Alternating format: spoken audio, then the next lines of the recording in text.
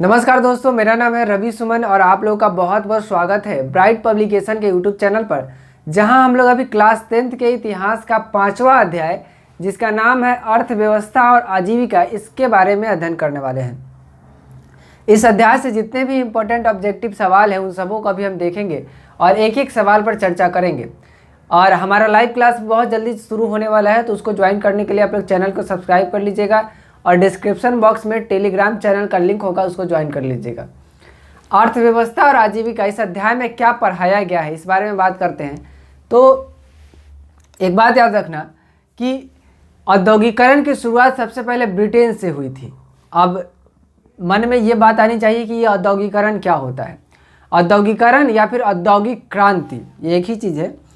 तो ब्रिटेन में एक ऐसा समय आया था ना, लगभग 18वीं शताब्दी के आसपास का जो समय था, ये ऐसा समय था कि ब्रिटेन में बहुत ज़्यादा उत्पादन हो रहा था और उत्पादन क्रियाओं में बदलाव आ रहा था। उत्पादन क्रियाओं में बदलाव का मतलब है कि उत्पादन करने की जो पद्धति थी वो बदल रही थी। जैसे कि पहले क्या होता था, कपड़ा, खासकर ये वस्त्र उद्योग में आया था। कपड़ा बुनने वाला जो उद्योग होता है, कपड़ा बनाने वाला जो उद्योग होता है, उसमें आया था। तो पहले लोग हाथों से कपड़ा बनाया करते थे, कुटीर उद्योग होता था, लघु उद्योग, यानी लोग हाथों से कपड़ा बुन करके बेचा करते थे, बुनकर हुआ करते थे, है ना। लेकिन जब औद्योगिक क्रांति आई, औद्योगिकरण हुआ, तो बहुत ज़्यादा मशीनें बनने लगी। मशीनों से कपड़े बनने लगे, उद्योग लगने लगे, है ना। तो ये जो पूरा एक समय था जब बहुत ज़्यादा मशीन लग रहे थे, बहुत ज़्यादा कारखाना खुल रहे थे, बहुत ज़्यादा उद्योग लग रहे थे, कपड़ा बनाने की जो पद्धति थी उसमें बदलाव आ रहा था, इसी को कहा गया औद्योगिकरण। और ये चीज़ सबसे पहले कहाँ पे हुआ? ब्रिटेन में, यानी इंग्लैंड में हुआ। और भारत क्या था? इंग्लैंड का उपनिवेश था। तो इंग्लैंड में कुछ भी होता था तो उसका प्रभाव कहाँ पड़ता था? भारत पर पड़ता था। तो ब्रिटेन में हुए औद्योगिकरण का सीधा प्रभाव पड़ा कहाँ? भारत में। और भारत के अर्थव्यवस्था पर, यहाँ की आजीविका पर, इस दोनों पर औद्योगिकरण का सीधा सीधा प्रभाव पड़ा। और उसी के बारे में इस चैप्टर में आपको पढ़ाया गया है। तो जितने भी ऑब्जेक्टिव सवाल है उसको हम लोग देखते हैं। जब औद्योगिकरण हुआ तो नई नई मशीनें बनी, तो इस चैप्टर में सभी मशीनों के बारे में पढ़ाया गया कि किसका आविष्कार कब हुआ, किसने किया, है ना। तो ये सब याद रखने वाली बात है, आप लोग भी अभी याद कर लीजिएगा। स्पिनिंग जेनी का आविष्कार कब हुआ? स्पिनिंग जेनी एक कपड़े बुनने की मशीन थी। इसका आविष्कार हुआ 1717 में। कब हुआ? 1717 में। स्पिनिंग जेनी का आविष्कार हुआ 1717 में। सही आंसर है बी। सेफ्टी लैंप का आविष्कार किसने किया? सेफ्टी लैंप का आविष्कार किया हम्फ्री डेवी ने। किसने? हम्फ्री डेवी ने, है ना। और स्पिनिंग जेनी का आविष्कार किया था जेम्स हारग्रीव्स ने। किसने? जेम्स हारग्रीव्स ने, है ना। तो ये 3 सवाल याद कर लो। स्पिनिंग जेनी का आविष्कार किया जेम्स हारग्रीव्स ने। कब किया? 1770 में किया, है ना। और सेफ्टी लैंप का आविष्कार किया हम्फ्री डेवी ने। चलो अगला सवाल देखो। बम्बई में सर्वप्रथम सूती कपड़ों के मिलों की स्थापना कब हुई? सबसे पहले बम्बई में 1851 में सूती कपड़ों के मिलों की स्थापना की गई। याद रखना, बम्बई जिसको हम लोग अभी मुंबई कहते हैं, है ना। तो यहीं पे सबसे पहले सूती कपड़े की मिल लगाई गई थी। और कब लगाई गई थी? 1851 में। अगला सवाल है, 1917 ईस्वी में भारत में पहली जूट मिल किस शहर में स्थापित हुई? तो पहला सूती कपड़े का मिल लगा था बम्बई में, माने अभी का जो मुंबई है वहाँ पे, याद रखना। और 1917 में पहला जूट मिल लगा था भारत में। और किस शहर में लगा था? कलकत्ता में लगा था। कहाँ पे? कलकत्ता में लगा था। सही आंसर है ए, है ना। तो ये सवाल भी याद कर लो। सूती कपड़े का मिल कहाँ लगा? बम्बई में लगा। कब लगा? 1851 में। और जूट मिल कहाँ पे लगा? कलकत्ता में लगा। कब लगा? 1917 में लगा। चलो, भारत में कोयला उद्योग का प्रारंभ कब हुआ? भारत में कोयला उद्योग का प्रारंभ हुआ, माने कोयला उद्योग की शुरुआत हुई 1814 से। कब से हुई? 1814 से। इसका सही आंसर है 1814। अगला सवाल है, जमशेदजी ने Tata iron and steel company की स्थापना कब की? Tata iron and steel company, TISCO जिसको कहा जाता है, इंग्लिश में हम लोग कहते हैं TISCO, Tata iron and steel company, है ना। तो इसकी स्थापना जमशेद जी ने की थी, जमशेद जी टाटा ने, ये 2 सवाल याद कर लो। टिस्को की स्थापना जमशेद जी टाटा ने की थी। कब की थी? 1907 में की थी। जमशेद जी टाटा ने Tata iron and steel company की स्थापना 1907 में की थी। इसका सही आंसर है बी। अगला सवाल देखो, भारत में Tata hydro electric power station की स्थापना कब हुई? ये भी टाटा कंपनी का ही एक अलग शाखा है, Tata hydro electric power station. इसकी स्थापना हुई थी 1910 में। कब हुई थी?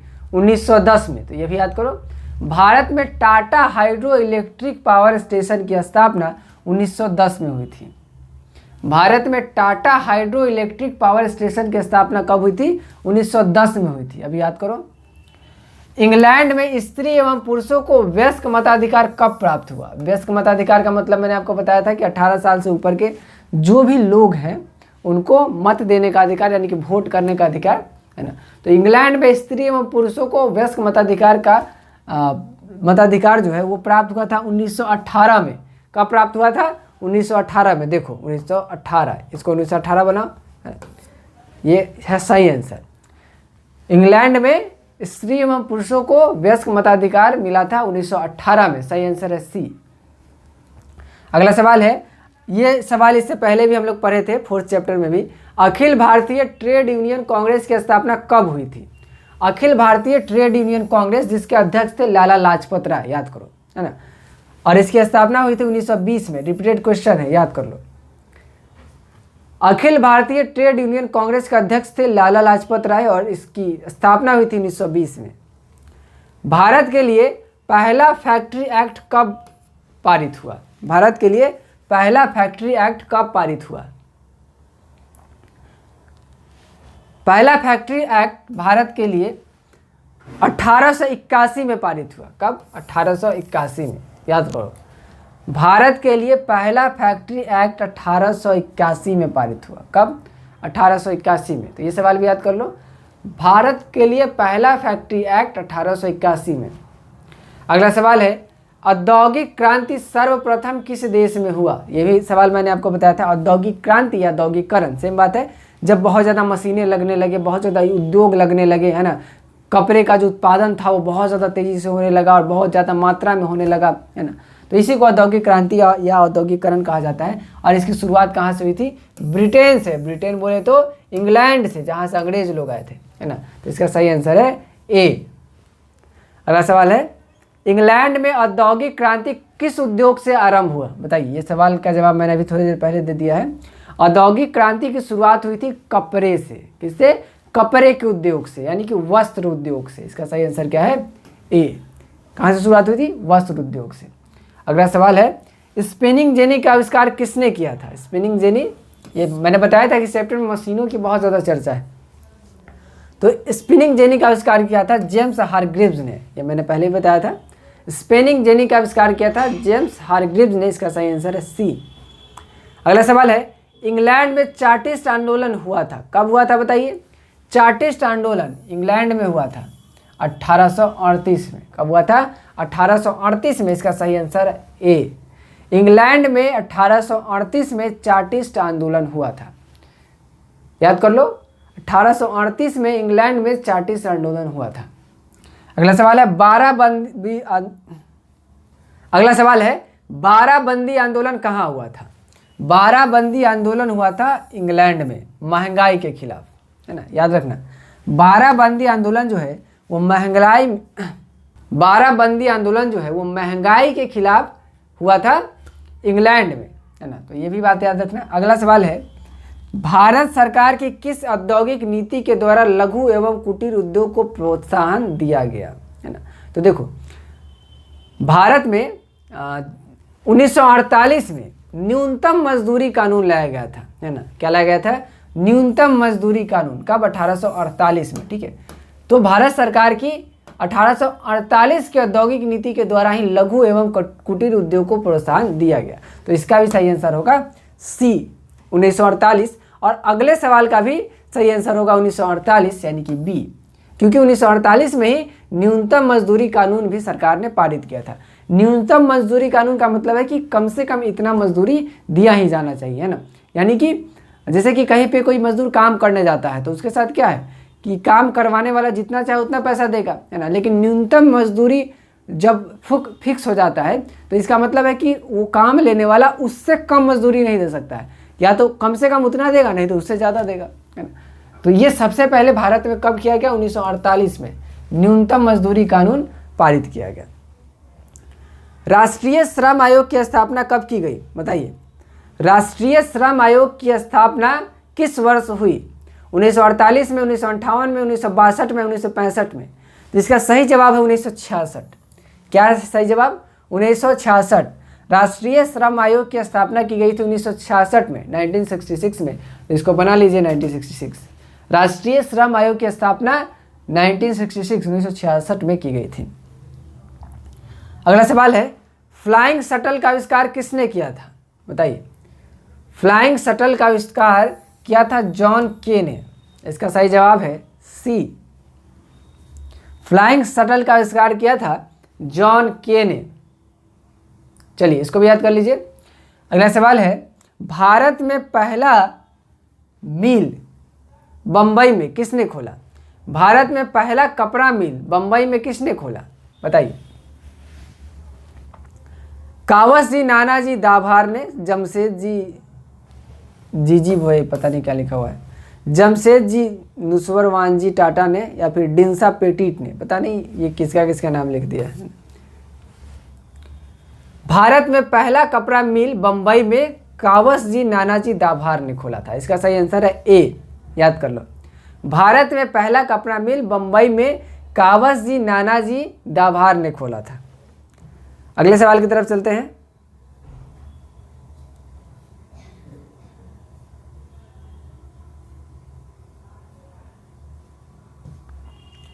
अगला सवाल है, औद्योगिक क्रांति का क्या अर्थ है? बताइए। इस चारों को पढ़िए और बताइए कि औद्योगिक क्रांति का क्या अर्थ है। एक तरफ से पढ़ते हैं, राज सत्ता में परिवर्तन। तो ये औद्योगिक क्रांति का मतलब नहीं है। औद्योगिक क्रांति के बारे में मैंने आपको बताया है। तो राज सत्ता में परिवर्तन लाना, इससे कोई लेना देना नहीं है। सामाजिक व्यवस्था में परिवर्तन, समाज से भी औद्योगिक क्रांति का कोई लेना देना नहीं है। हालांकि सामाजिक व्यवस्था में बदलाव आया है औद्योगिक क्रांति के कारण, लोगों का जीवन बदला है ना, रहने सहने का तरीका बदला, लेकिन ये सही अर्थ नहीं होगा।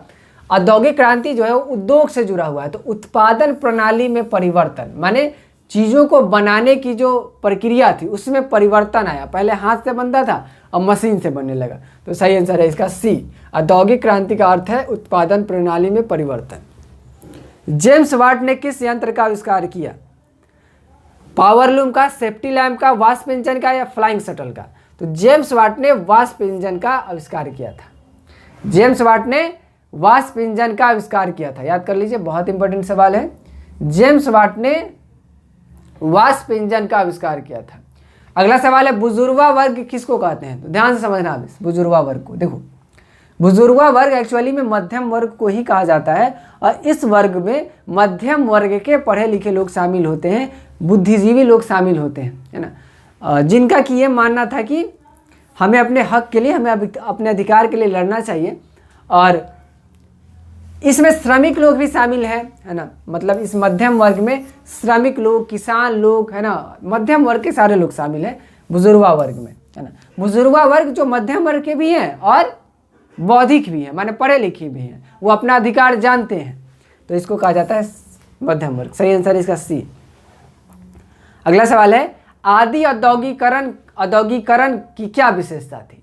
आदि औद्योगिकरण कहते हैं, ध्यान समझना, औद्योगिकरण के पहले के समय को, है ना, यानी कि ये जो औद्योगिक क्रांति हुई है उसके पहले जो औद्योगिकरण था, जिसमें कि हाथ से बुनकर कपड़े बेचे जाते थे, है ना, उस समय को कहा जाता था आदि औद्योगिकरण। माने औद्योगिकरण के पहले का जो समय था उसको कहा जाता था आदि औद्योगिकरण। ठीक है, इसकी एक खास विशेषता क्या थी?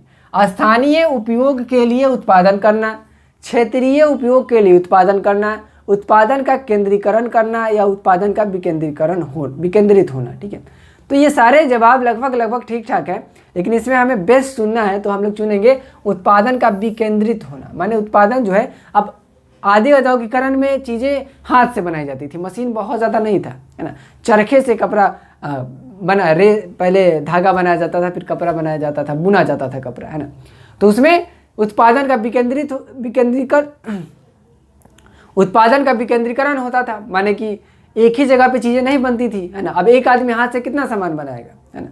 वो छोटा सा ही क्षेत्र कवर कर पाता था, फिर दूसरे क्षेत्र के लिए दूसरे लोग बनाते थे, है ना।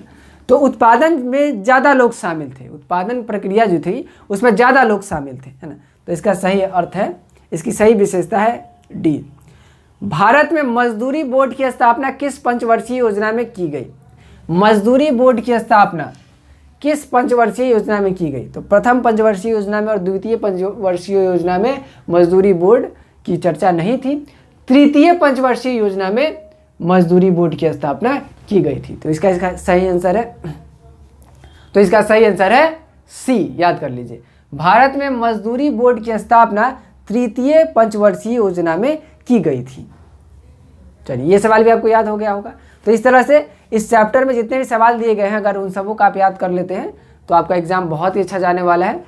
तो आप लोगों से मुलाकात होगी फिर अगले चैप्टर में। तब तक के लिए अपना ध्यान रखिए, पढ़ाई करते रहिए, चैनल को सब्सक्राइब कर लीजिएगा, वीडियो को लाइक कीजिएगा, अपने दोस्तों के साथ शेयर कीजिएगा, और डिस्क्रिप्शन बॉक्स में टेलीग्राम चैनल का लिंक है, उसको ज्वाइन जरूर कर लीजिएगा। बहुत बहुत धन्यवाद।